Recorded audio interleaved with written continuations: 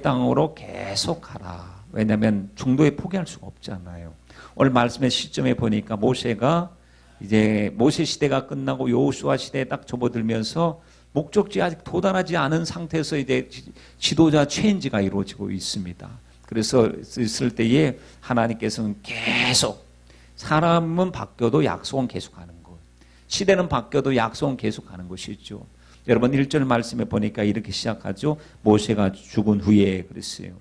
모세가 어떤 사람이냐? 하나님 위대한 일꾼이고 좀 민족의 지도자였습니다. 그가 병들어서 죽었으면 차라리 준비라도 했을 텐데 기력이 쇠하지도 않고 눈이 흐리지도 않고 건강했는데 하나님께서 갑자기 이제 야 너는 이제 하나님 나의 의를 드러내지 못하고 너 혈기 부리고 했기 때문에 너는 여기서 이제 그만 있어야 되겠다 하고 주님이 갑자기 선고 내리신 거거든요. 그러니 모세도 준비도 안 됐고 여호수아도 준비도 안 됐고 이스라엘 백성들도 준비가 되지 않았어요. 갑작스러운 헤어짐에 모두가 놀랐습니다. 그랬을 때 이스라엘의 구심점이 모세였습니다. 모세로 말미암아 같이 나오기도 하고 진행해 가고 있는데 구심점이 사라져 버렸으니까 집단적 그 정신적 공황 상태. 완전히 멘붕이 왔습니다. 요즘 말로 말하면 어떻게 해야 될지 도무지 갈피를 잡을 수가 없습니다. 여러분 94년도인가 그때 김일성이가 죽고 나니까 TV에서 막 사람들이 울고불고 난리가 났는데 그 모습을 보니까요 마치 집단 최면에 걸린 것 같이 집단적으로 정신적 공황 상태에 빠진 것 같은 상황임을 우리가 보았습니다. 위대한 이 지도자 모세가 죽었다는 것은 이스라엘의 위기였습니다.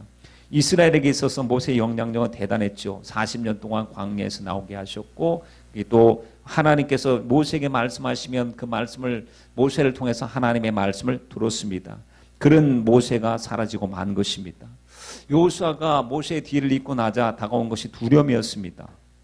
얼마나 불안하고 두려웠던지 하나님께서 나타나셔서 제일 먼저 하신 말씀이 두려워하지 말라는 말씀이었습니다. 강하고 담대한 말씀이었습니다. 여러분 위기가 온 겁니다. 지금 이스라엘의 위기가 온 것이고 또 여호수아에게 위기가 온 것입니다.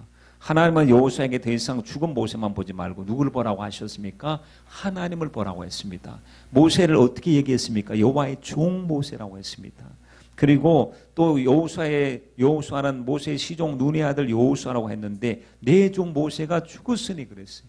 그러니까 종이 죽었으면 종이 죽은 것인데 주인이 죽었습니까? 그러질 않습니다. 여러분 주인은 여전히 살아계신 주님이십니다. 그러므로 주인이신 하나님은 언제나 사람을 통해서 일을 하시죠. 사람을 통해서 하나님의 방법은 사람입니다. 그러나 하나님은 사람에 매이지 않습니다.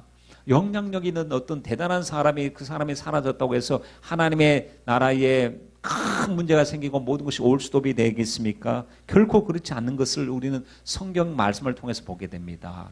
하나님은 언제나 그 뒤를 잇는 하나님의 사람을 예비해 놓으신 것을 볼 수가 있지요. 엘리야가 회리바람을 타고 올라가기 전에 하나님은 엘리사를 미리 예비해 놓으셨습니다.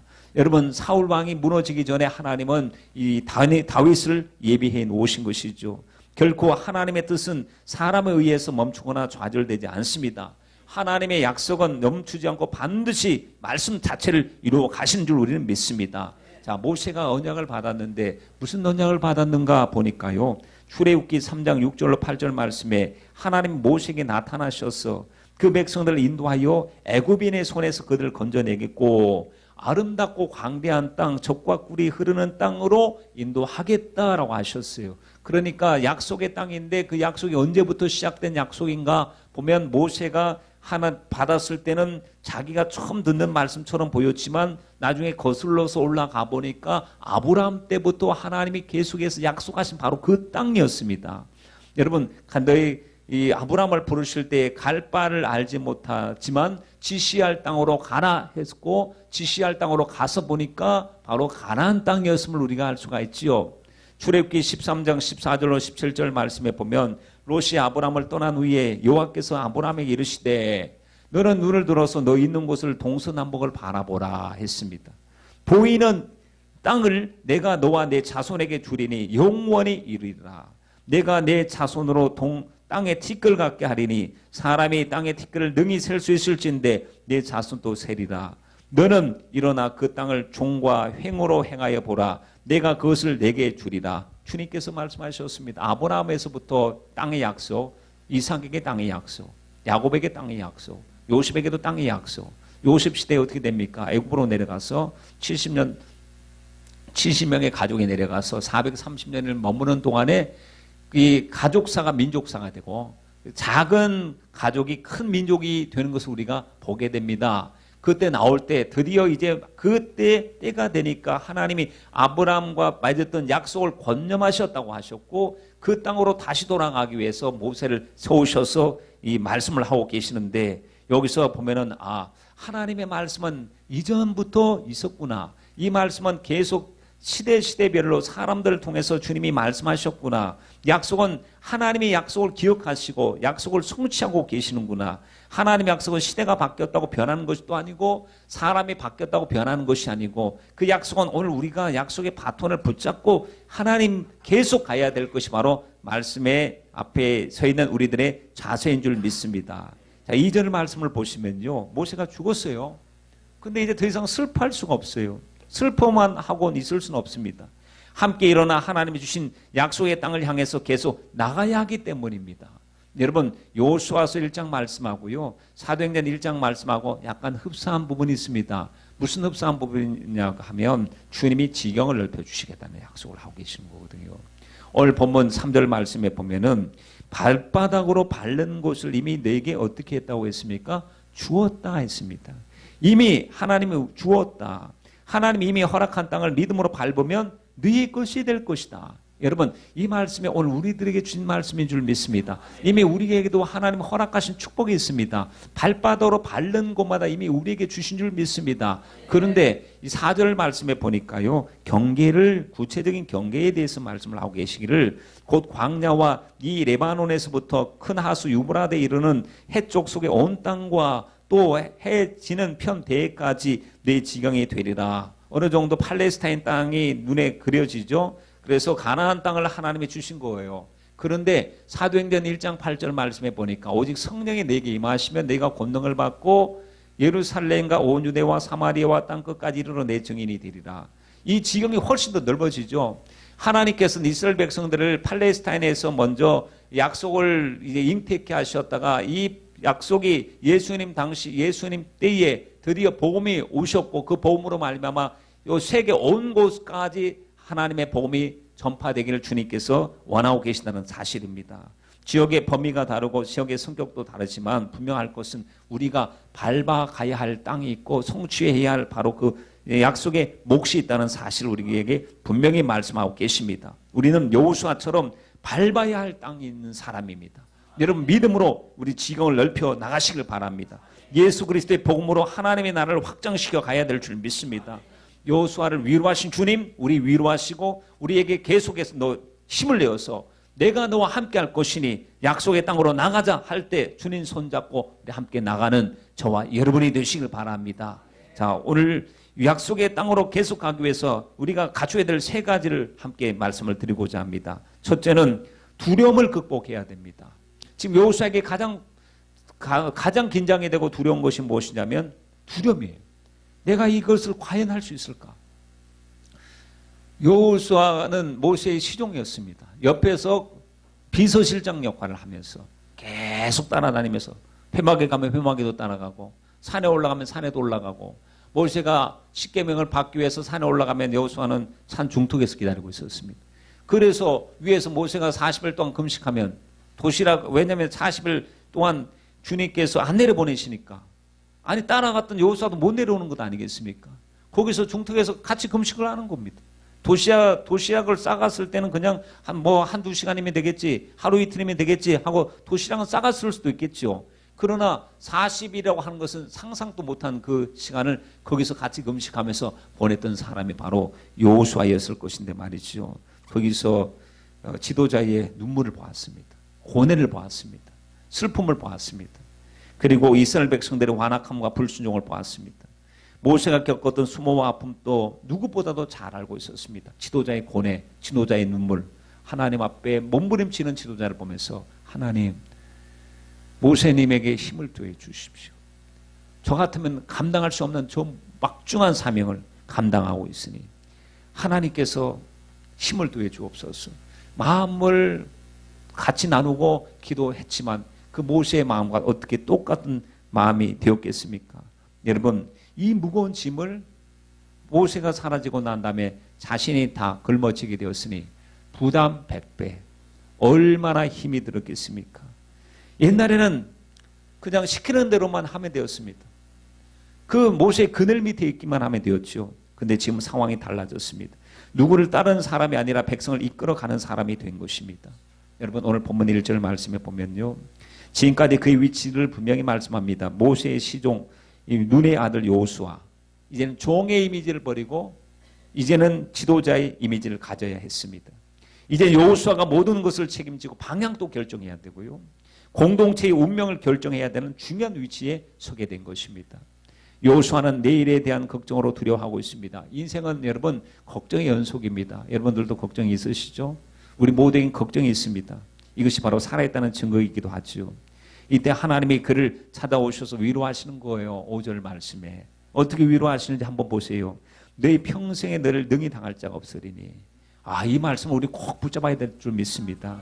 너희 평생에 너를 당할 자가 없으리니 내가 모세와 함께 있던 것 같이 너와 함께 있을 것입니다.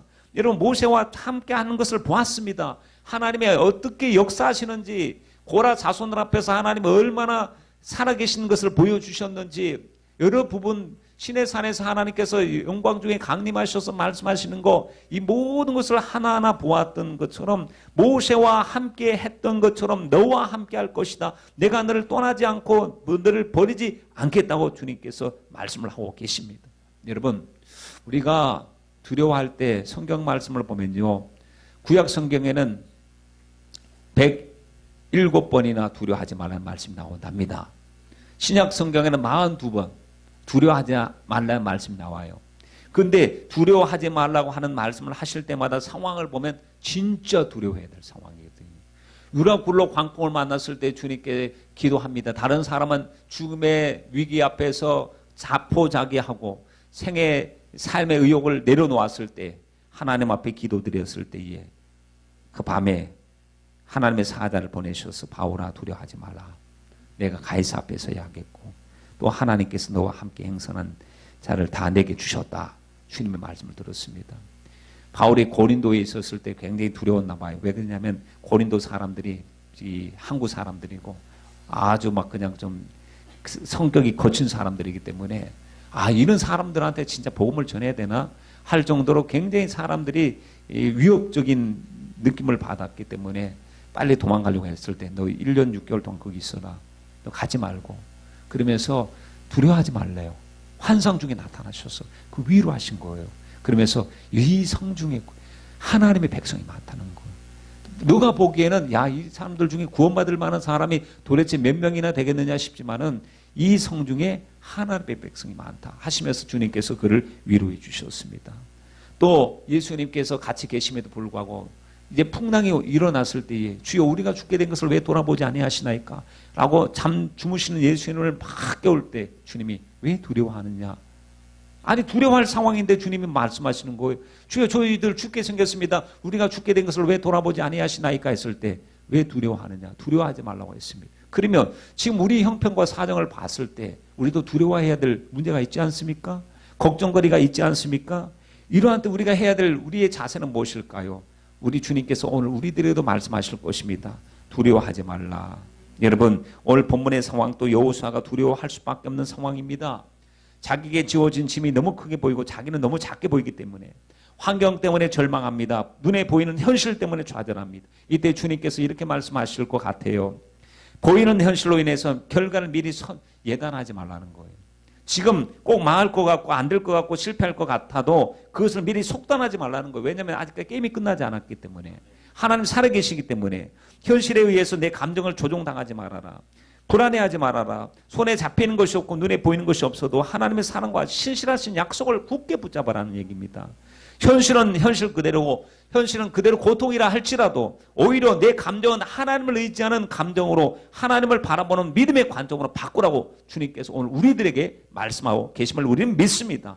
여러분, 고난 중에 들려오는 주님의 음성이 있지 않습니까? 고난 C.S. 루이스라고 하는 사람이 유명한 말이 있잖아요. 고난은 하나님의 확성기라고. 고난 중에는 주님의 목소리가 크게 들리기 시작합니다. 여러분, 여호수아는 모세가 죽을 때까지 직접 하나님 음성을 들었을까요? 생각해보면 안 그랬을 것 같아요. 왜냐하면 하나님은 모세와 말씀하셨거든요. 그런데 모세와 말씀하실 때는 자기가 기도해야 될 필요성이 별로 안 느껴져요. 수동적으로 시키는 대로만 하면 됐기 때문에 그렇습니다. 근데 모세가 사라져 버렸어요. 이제 누군가 하나님과 기도하고 교통을 해야 돼. 누가 해야 될 것이냐? 이제 여호수아가 그 몫을 감당해야만 했습니다. 여러분, 누가 이제 시켜서 기도하는 게 아닙니다. 살기 위해서 기도해야 됩니다. 그러면 우리는 어떻게 해야 될까요? 우리 위해서 기도하는 부모님이 계시고 우리 위해서 기도하는 많은 사람이 있다 할지라도 우리는 우리의 목소리를 내어서 하나님 앞에 기도 올려드려야 될 줄 믿습니다. 간혹 찬양을 드리다가 반주기로 찬양할 때 있잖아요. 반주기로 찬양할 때는 이제 이 반주기의 특성이 이제 찬송가는 음성이 나온단 말이죠. 음성이 나오니까 따라서 부르기가 참 편해요. 그리고 새로운 곡도 보면은 하니까 따라서 같이 부르고 하는데 어느 순간에 그런 생각이 드는 거예요. 너 묻혀서 너 찬송하는구나. 왜냐면 이 목소리만 크게 키워놓고 그냥 난 그 개미만하게 그냥 하면 그 찬송은 찬송인데 신앙 양심에 푹 찔러요. 너 왜 그렇게 끄고 해. 어떤 때는 끄고 합니다. 그때는 마음의 감동이 야 너 끄고 해라. 그래갖고 끄고 하는데 보면은 하나님 우리도 이 대중 속에서 찬송을 묻혀서 할 때가 있잖아요. 그러다 보니까 목소리가 작아져요. 아까도 앞에 앉아갖고 찬양 들을 때 저 그래요. 분명히 마이크 잡으면은 긴장하고 더 크게 하고 막 열심히 하려고 하는 것 같은데 앉아 있으니까 수동적으로 변하더라고 사람이. 희한하대요. 앉아 있으니까 사람이 그냥 흥얼흥얼 되는 거예요. 그래서 너 왜 이 찬송을 이렇게 하고 있냐? 하나님이 받으실 만하게 찬송을 해야지 하는데 기도나 찬송이나 여러분 영적 생활은 하나님이 받으실 만하게 우리가 믿음으로 하나님 앞에 찬양해야 될 줄 믿습니다. 우리 신앙의 초보가 뭐냐면 시켜서 하는 거예요. 억지로 하는 거예요. 시간 때우기로 하는 거예요. 그러나 우리의 초보가 아니라 장성한 믿음을 가지고 하나님 앞에 성장하기 위해서는 성장된 사람은요. 예배의 자세가 달라야 될 줄 믿습니다. 여러분 우리 누가 기도해야 됩니까? 우리가 기도해야 됩니다. 누가 순종해야 됩니까? 우리가 순종해야 될 줄 믿습니다. 그럴 때 주님께서 확실하게 음성을 들려주시고 진리로 인도해 주실 줄 믿습니다. 평안할 때는 말씀이 들리지 않았지만 문제 때문에 그리고 고난 때문에 사명 때문에 기도하기 시작했을 때 주님의 음성이 들려지기 시작한다면 고난은 변장된 축복입니다. 고난은 하나님의 놀라신 기적을 일으키는 축복의 통로가 되는 줄 믿습니다. 시편 기자가 그렇게 고백하지 않았습니까? 하나님 저는 고난 당하기 전엔 그릇 행하였더니 고난 당한 이후에는 주의 율례를 행하게 되었나이다. 하나님을 사랑하는 자 곧 그 뜻대로 부르심을 본 모든 사람들에게는 합력하여 선을 이루어 주실 줄 믿습니다. 여러분 우리 앞에 우리나라의 문제도 참 심각한 문제가 많이 아직까지 남아 있습니다. 우리가 기도해야 됩니다. 요즘 우리나라 경제가 어려워져서 IMF 시대보다 더 경기가 풀려지지 않는다는 이야기가 여기저기서 많이 나오고 있죠. 장기화되고 있는 깊은 불황은 사람들의 마음을 메마르게 하고 사회 전체적인 분위기를 어둡게 하고 있습니다. 수많은 중소기업들이 위기에 직면해 있고 직장에는 감원바람이 불고 청년 실업자들은 100만이 넘고 고용 불안의 시대, 오포 시대, 결혼, 연애, 출산, 인간관계, 집 마련까지 포기할 수밖에 없는 오포 시대. 참 이런 것으로 세상을 지금 풍자하고 있습니다. 또 우리나라에 보십시오. 지금 가장 심각한 이 대통령 탄핵 사건, 국정농단 사건, 사드 배치, 그리고 경주에서 일어난 지진 문제로 한반도가 더 이상 지진 안전지대는 아니구나. AI가 지금 창궐하기 때문에 많은 조류 독감으로 인해서 살처분하는 것을 보면서 하나님의 주권하심 속에서 일어나는 일들이라면 우리가 잘못된 것이 무엇인지 우리가 알게 하시고 회개할 마음을 우리에게 허락하여 주옵소서. 회개하고 주님 앞에 믿음으로 굳건히 나가게 하시고 두려움을 믿음으로 바꿀 수 있는 용기를 주옵소서. 믿음을 주옵소서. 여러분 하나님께서 우리의 길을 인도해 주실 줄 믿습니다. 두 번째, 약속의 땅으로 우리 계속 가기 위해서는 붙잡아야 될 것이 있습니다. 약속입니다. 약속을 붙잡아야 됩니다. 여러분 이스라엘 백성들에게 하나님 약속하신 땅이 있었습니다. 가야 할 분명 목적지가 있었습니다. 미래가 있었습니다. 그것을 어떻게 해요? 보면서 가라는 겁니다. 이미 주신 땅을 믿음으로 밟으면 너희 것이 되리라고 주님이 말씀하셨습니다. 참 3절 말씀에 보면 아까 말씀드린 대로 발바닥으로 밟는 곳마다 이미 너에게 주었다 했습니다. 이게 뭐냐? 무제한적인 약속이 무제한적인 약속. 여러분 하나님이 제한하시겠습니까? 하나님의 크기가 어느 정도이겠습니까? 여러분 무제한적이신 분이시고 무한대의 사랑을 가지고 계신 분이십니다. 그러므로 하나님 앞에 나갈 때 너는 조금만 구해라. 요즘에 너무나 많은 사람들이 구해가지고 너에게 나눠줄 게 없어. 구하는 사람이 다 구하기 때문에 나는 앞으로 분량이 안 남았기 때문에 앞으로 있는 거 갖고 조금씩 나눠줄 테니까 그걸 구해라. 그런 주님이 아니시고 원하는 대로 내 입을 낼 겨울라 내가 채우리라. 하나님은 부유하신 분이십니다. 우리에게 부유하신 분이 가난케 되신 것은 가난한 우리를 부유함으로 채워주시기 위해서 주님께서 가난케 되셨다고 말씀하지 않았습니까? 그러니 여러분 하나님은 부족한 것이 없으셔요. 모든 것이 부유하신 분이십니다. 그런데 이 부유함을 우리가 제한시키는 게 뭐냐면 우리 믿음 없음입니다. 주님은 언제나 믿음대로 역사하시거든요. 그릇 가운데 준비된 그릇을 주님이 채워주실 줄 믿습니다. 그러므로 우리가 기도해야 됩니다. 하나님 우리 믿음을 키워주십시오. 우리 믿음의 그릇을 키워주십시오. 여러분 준비된 사모하는 만큼 주님이 주실 텐데 하나님 그릇이 적어서 주님이 더 주시려고 해도 그릇 때문에 더 못 주시는 안타까움이 우리에게 있지 말게 하시고 우리에게 주님 큰 그릇 준비하고 주님 앞에 큰 일꾼으로 쓰임받도록 은혜를 베풀어 주옵소서. 여러분 오늘도 주님은 믿음의 사람을 찾고 계십니다. 그릇을 준비하십시다. 하나님은 발바닥으로 밟는 곳마다 이미 내게 주었다고 했으니까 하나님께서 주시는 것을 붙잡고 우리가 지경을 넓히고 보폭을 넓혀서 영향력을 넓히고 그릇을 넓히는 저와 여러분이 되시길 바랍니다. 어느 때까지 우리가 쫀쫀하게 신앙생활해야 되겠습니까? 어느 때까지 우리가 우리 인본주의로 신앙생활해야 되겠습니까? 시간이 지나갈수록 나이가 들수록 우리 믿음의 용량과 사이즈가 커져야 되지 않겠습니까? 왜 우리가 움츠러들어야 되겠습니까? 영적인 영향력을 더 확대하기 위해서 여러분 성령 충만 받고 우리 껴서 함께 기도하는 저와 여러분이 되시길 바랍니다. 이 엄청난 약속이 그리스도 안에 있는 우리에게 있습니다. 여러분 우리 자신들을 보면은 소망이 없죠. 그러나 우리 안에 예수님이 계시는 거예요. 여러분 예수님께서는 이미 밥상을 차려놓고 계신 거거든요. 발바닥으로 밟는 것마다 이미 내게 주었노니라고 했으니까 밥상 차려놨으면 먹는 것은 누구의 몫입니까? 우리의 몫입니다.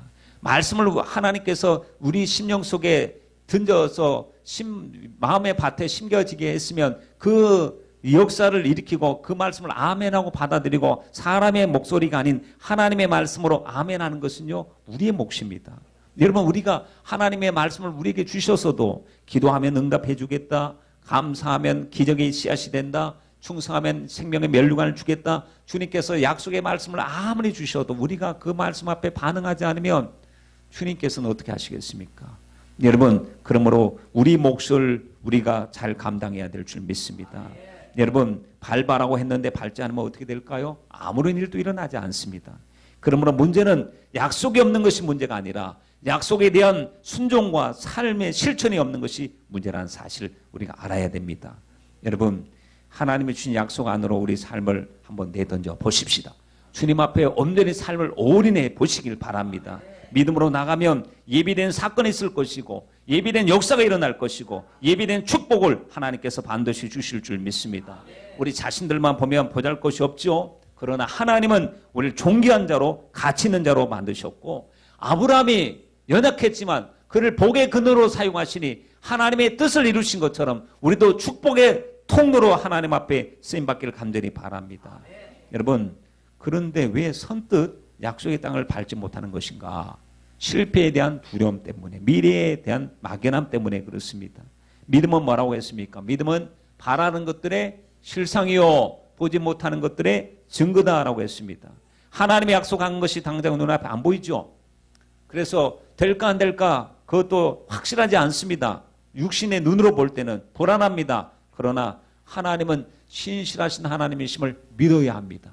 성경에서 왜 이 사건 저 사건을 통해서 우리에게 위로해 주고 계신지 아시죠? 하나님은 이 문제도 해결해 주시고 하나님은 저 문제도 해결하시고 하나님은 질병의 문제도 해결하시고 하나님은 사람과의 갈등의 문제도 해결하실 수 있는 분이시니 하나님을 신뢰하고 하나님만 쫓아오느라고 하시는 주님의 사랑의 음성인 줄 믿습니다. 여러분, 오늘 말씀에 보면 6절, 7절, 9절에 계속해서 반복되는 말씀이 나올 겁니다. 그 말씀이 바로 강하고 담대하라는 말씀입니다. 오늘 우리들에게 필요한 말씀입니다. 6절 말씀에 마음을 강하게 하고 담대히 하라. 7절에 오직 너는 마음을 강하게 하고 극히 담대히 하라. 9절 말씀에 내가 내게 명한 것이 아니냐. 마음을 강하게 하고 담대히 하라. 왜 우리가 마음을 강하게 하고 담대히 할 수 있죠? 하나님이 우리와 함께하고 계시거든요. 여러분, 하나님 우리와 함께하고 계시면 강할 수가 있어요. 아니, 부모님 손만 잡고 있어도 우리 어린아이가 얼마나 강하고 담대합니까? 우리 주님의 손을 잡고 있으면 세상 어떤 위협이 와도 우리는 강하고 담대할 수가 있습니다. 성경은 하나님이 우리와 함께 하신다는 거예요. 예수님의 이름이 임마누엘입니다. 예수의 하나님은 우리와 함께 하신다는 겁니다. 천국에서도 하나님은 우리와 거처를 함께 하시고 장막을 펼치신다고 했습니다. 영원히 우리를 떠나지 않는다고 말씀하고 계십니다. 야곱에게 주님께서 말씀하실 때 내가 너에게 뜻한 바를 이루기까지 내가 너를 떠나지 않을 것이다 라고 말씀했습니다. 모세에게도 주님께서 말씀하시길 내가 정녕 너와 함께 있으리라 말씀하셨습니다. 여호수아에게도 내가 모세와 함께 있던 것 같이 너희 함께 있을 것이다 라고 말씀하셨어요. 이사야서 41장의 말씀에 보면 두려워 말라 내가 너와 함께 할 것이다. 놀라지 말라 내가 내 하나님이 될 것이다. 내가 너를 굳세게 하리라. 참으로 너를 도와주리라. 참으로 나의 의로운 오른손으로 너를 붙들리라. 여러분, 성경 곳곳에서 과처럼 안 내버려 둔다고, 눈동자같이 보호해 주겠다고, 함께 해 주겠다고 하시는 말씀이 얼마나 많습니까? 여러분, 이 말씀 붙잡으시고 약속의 주인공이 되십시다. 여러분, 약속의 땅에 가기 위해서는 약속을 늘 붙잡고 가야 됩니다. 하나님, 이 말씀 내 것입니다. 하나님, 저 말씀 내 것입니다. 이 말씀이 나의 삶 속에서 하나님 이제 열매 맺기 원합니다. 말씀을 믿는 자 속에서 역사가 일어납니다. 주여, 오늘 우리 가정에 말씀의 역사가 일어나게 하여 주옵소서. 여러분, 우리 고백하십시다. 세 번째, 약속의 땅을 계속할 때 말씀을 따라가야 됩니다. 7절 말씀을 보십시오. 오직 너는 마음을 강하게 하고 극히 담대히 하여 나의 종 모세가 내게 명한 율법을 다 지켜 행하고 좌로나 우로나 치우치지 말라. 그리하면 어디로 가든지 형통하리니 이 율법책을 내 입에서 떠나지 말게 하며 주야로 그것을 묵상하여 그 가운데 기록한 대로 다 지켜 행하라. 그리하면 내 길이 평탄하게 될 것이다. 내가 형통하리라. 참 좋은 말씀입니다. 너무나 위로가 되는 말씀이 있죠. 여러분, 이스라엘 지도자로서 여호수아가 되었어요. 보통 지도자가 요즘에 보면은 고난 대행이라고 하시는 분이 이제 할 때 보면 뭐 국무회의도 하고 또 이제 어디 시찰도 가고 또 담화문도 발표하고 뭐 이렇게 하는 것처럼 이 어떤 일을 추진할 때 보면은 뭐 그 담화문 발표하기도 하고 회의도 하기도 하고 아니면 적의 동태를 살펴보기도 하고 이런 것 생활 속에서 일어나는 수많은 점검해야 될 것을 점검하지만 오늘 말씀에 보니까 하나님이 여호수아를 딱 주의 일꾼으로 세워놓고 나서 하시는 제일 먼저 하신 말씀이 너가 중요하다. 말씀 앞에 서라. 영적인 질서를 세워라. 여러분, 우리에게 있어서 가장 중요한 게 뭔지 아십니까? 우리 가장으로서 가장 중요한 거, 지금 사업을 운영하는 데 있어서 가장 중요한 거, 직장에 다니면서 하나님이 보실 때 가장 강조하시고 점검해 보고 싶은 것이 뭐냐면 영적 생활입니다. 이 말씀과 나와의 관계. 주님과 우리와의 관계는요, 말씀과 우리와의 관계거든요. 사실은. 말씀에 순종하면 주님이 기뻐하셔요. 그러나 말씀에 불순종하면 주님이 슬퍼하십니다. 여러분, 왜 사울왕이 폐위를 당하고 하나님 앞에 쫓겨났고 이제 마지막 순간이 그렇게 비참하게 되었습니까? 말씀에 불순종했기 때문이 아닙니까? 우리들도 보면 좌우로 치우치지 말라, 좌우로 치우치지 말라 라고 하시는 말씀을 생각하면서 하나님, 어디를 가든지 주님 형통케 해주시고 주님 영적 관계, 말씀을 소홀히 함이 없도록 주님 도와주옵소서. 항상 하나님의 말씀을 내 입에서 떠나지 말며 그랬어요. 이 율법책을 내 입에서 떠나지 말할 때 우린 말씀을 말해야 될 줄 믿습니다. 주야로 그것을 묵상하며 가슴속으로, 주야로 말씀을 가슴속에 묵상하고 그 가운데 기록한 대로 다 지켜가라. 여러분, 여기서 율법책이라고 하는 것은 무엇을 얘기할까요? 지금 얼마 되지 않은 모세오경, 지금 아직 완전히 기록되지 않은 모세오경을 일컬어서 하는 말이 아닐까 싶어요. 그런데 모세오경의 말씀하고 지금 우리가 듣고 있는 말씀하고는 여러분 시각이 들리잖아요. 시각이. 뭐가 시각이 들리냐면은 너무나 귀중한 말씀이지만 우리는 전체를 보잖아요. 신구약 성경 전체를 보고 하나님의 행하신 엄청난 사건들을 통해서 우리가 위로를 받지 않습니까? 그러니 여호수아에게 주님께서 말씀에 주목하라는 그 말씀에 분량하고 오늘 우리들에게 말씀하시는 그 말씀의 분량하고는 여러분 우리가 엄청나게 수준이 맞은 사람들입니다. 그러니 여러분 우리도 하나님의 기록된 말씀을 우리 입에서 떠나지 말게 해야 될 것이고 마음속에 묵상되어져서 그 묵상되어진 것들이 입으로 고백이 되어지고 삶의 실천으로 되어질 때 하나님께서 우리 길을 형통케 해주실 줄 믿습니다.